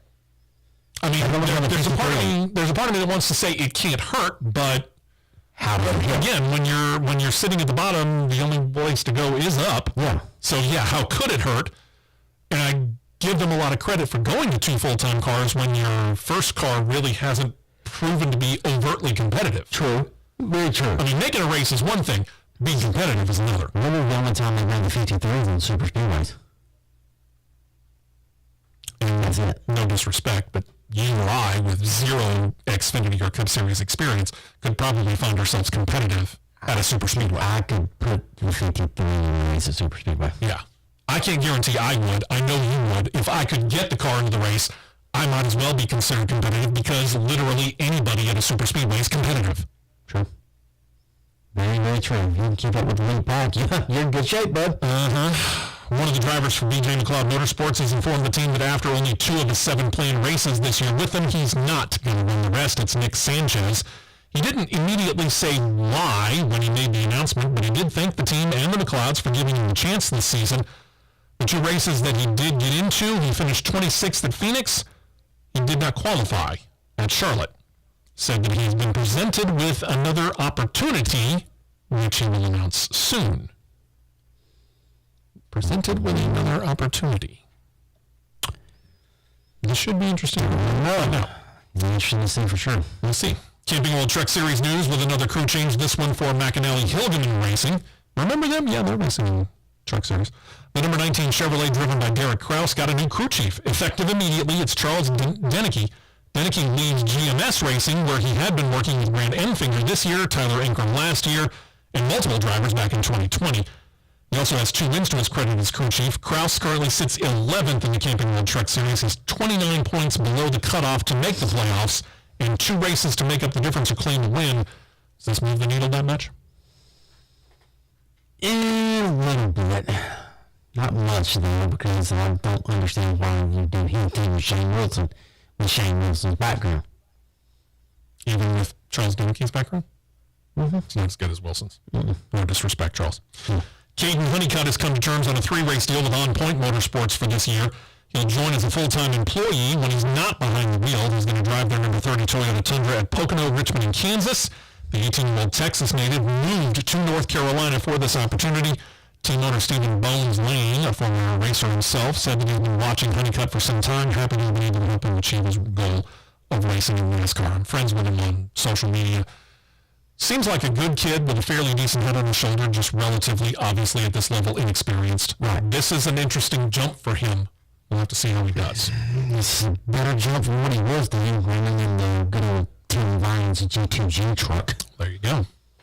Superstar racing experience. A driver with plenty of experience in Indycar, but it seems to be getting used to stock cars via the SRX Series, is interested in running more. We talked about Marco Andretti. Finished second last Saturday at Nashville Fairgrounds Speedway, and that's the second top 5 in a row because previous weekend at Stafford and Connecticut, he was top 5 as well. Well, he's apparently gotten a stock car racing bug, said he wants to try NASCAR. After the race last Saturday night at Nashville Fairgrounds Speedway, he told CBS, quote, "I'm talking to some people about Xfinity. If I can hang with these guys, maybe I can hang in Xfinity. It would be fun." Let's see. Tony Stewart. 07 car, second default Stewart-Haas racing car, Watkins Glen. I see him coming. With the Stewart-Haas Racing co-entry. With a de facto Stewart-Haas car. Yeah. I see where you're going with that. Yeah. Then there's Ernie Francis Jr. He ticked off Tony Stewart real badly at South Boston a couple of weeks ago. He was not racing at Nashville Fairgrounds last week. He's going to be back tonight. I-55 Speedway brings the number of entries back up to 13. No local hero racing, by the way, this week. Oh, there is. Ken Schrader. Oh, well, that's true. Ken Schrader. But see, I get that, but I look at Ken Schrader and I go, he's a NASCAR guy. I get it. Ken Schrader's de facto local hero. For many, many years, between me and an old racing show that I used to do when I was in the Mid-Atlantic region, we called Ken, I'll drive anywhere, I'll drive anything anywhere Schrader. Yeah. I get that. Yeah. I look at Ken Schrader's name and I go NASCAR. I'm sorry, I do. I put him up there with the Cup Series drivers that are all in there. I think Alan Benswood put him on social media yesterday to where he can learn a little about dirt. Schrader took him in to see him modify. I bet you that was educational. That was educational. Haley Deegan is back. She'll take the place of Emilio Castro. That's 13 cars in. This is kind of a good moment to interject my soapbox when we're on the By all means, go for it. For the people that complain so stinking much about the stuff at the fairgrounds. when myself and Mr. West here. We're going to, by the way, this will be the last thing. We'll hold off on NHRA news. We'll pick it back up next week. When we roll into the grounds of the fairground, roll onto the grounds of the fairgrounds last week, the route we had to take going in. Yeah, straight off of 65. Straight off of 65. And then had to take a little loop around, and we take credentials are in the back. Credentials in the back. Okay. We take a loop around what is now known as Giotto's Park, known as the Nashville Soccer Club Stadium. Mm-hmm. People, you gripe and fuss about a racetrack that is maybe 150, 200 yards ballpark. Maybe 250. Let's say 150 to 250. Okay. In that range. So we'll split the difference. We'll say it's about 200 yards, give or take. These people in these row of houses here. Mm-hmm. And it is a row. It's a row. You literally have a soccer stadium grounds not even 30 feet out of your back door. Mm-hmm. Yeah. Give me a break. Yeah. 30,000 seat stadium, less than 30 feet off of your back porch. And you want to gripe about a racetrack? That's on the other side of the said stadium. That is on the other side of said stadium. In a hole. Now again, and you and I found this out. When was Nashville Fairgrounds built? In the 1900s. Yeah. 1904, if I remember correctly. Yeah. That means Nashville Fairgrounds Speedway was built Before those houses were built. Before those houses were put there. Yeah. You're the one that bought the house in a neighborhood where there's a racetrack. But yet you're applauding building a 30,000 seat stadium that's literally on your back porch. Sorry, folks, we don't have a whole lot of sympathy for you. No, not at all. Not at all. When you can't even turn your volume up to 10 in your TV. Okay. Which television in the history of mankind now Only goes to 10. I've got several televisions in the house that go to 100. Mine go to 100. My ears out. Mine go to 100. My computer screen right here goes to 100. Yeah. Turn it up a little more. You'll be all right. Yeah, you will. And here's the thing. We found this out as well. And you were right up against it because I looked at the clock. Because rain came in on lap 47 of the late model race. They were going to try and get in the first 100 laps of the late model race before the SRX Series came in. And then they were going to pick it back up wherever they left off. Well, Mother Nature interrupted at lap 47. They got their track dried in time and ran the SRX race. Meant we had to run 103 laps or hit the time limit because the race curfew at Nashville Fairgrounds is 10:30. When that race hit checkered flag, I looked, it was 10:19. We had 11 minutes to spare.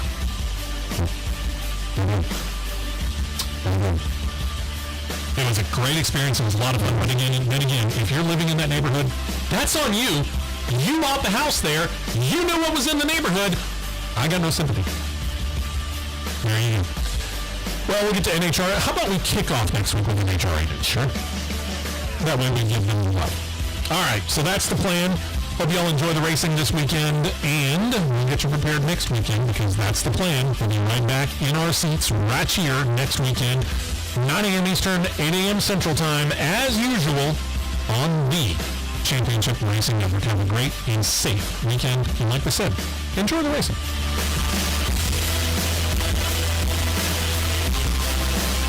This has been a presentation of the Championship Racing Network.